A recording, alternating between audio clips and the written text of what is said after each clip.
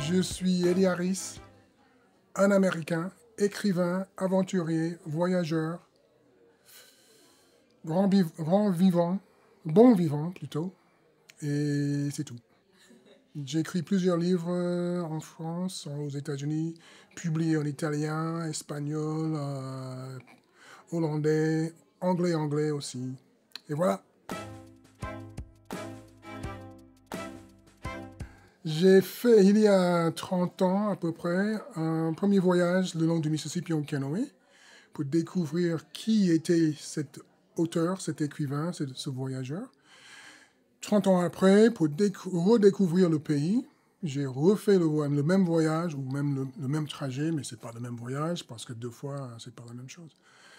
Et voilà, c'était 2 voyages le long du Mississippi, 4000 km, 2 fois dans un canoë, 2 fois différents, et pour découvrir des choses complètement différentes. Ouais, il y en a beaucoup, beaucoup. Bon, je commence avec John Steinbeck et son livre Les raisins de la colère, qui est un livre magnifique qui parle des choses que j'ai envie desquelles j'ai envie de parler. Il y a un autre, La prochaine fois, le feu, je ne sais pas si c'est la traduction, de James Baldwin, un livre, The Fire Next Time en anglais. C'est un livre qui parle de la situation des Noirs des États-Unis dans les années 60 qui sont toujours courantes.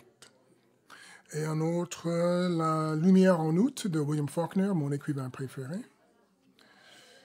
qui parle juste un peu comme Baldwin, comme Steinbeck, des choses dans le sud des États-Unis qui sont toujours au courant.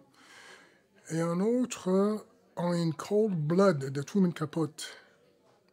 Je ne sais pas comment dire ça en français, mais c'est un livre qui est excellent parce qu'à la fin du livre, c'est un truc non-fiction qui lit comme un roman.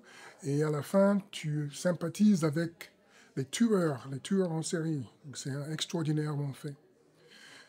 Et voilà, en tant que personne, je pense que si je cite tous les autres, c'est Hemingway qui m'a provoqué de venir vivre en France à cause de son livre, grâce à son livre. Paris est une fête. C'est un livre magnifique. Actuellement, je lis un livre qui s'appelle Triste Tigre, qui parle de l'inceste, En fait, je suis en train d'écrire une petite opinion sur Donald Trump, et ce livre m'a provoqué de faire cet essai et de parler de l'abus, pas physique, mais l'abus d'un système américain qu'on subit aux États-Unis.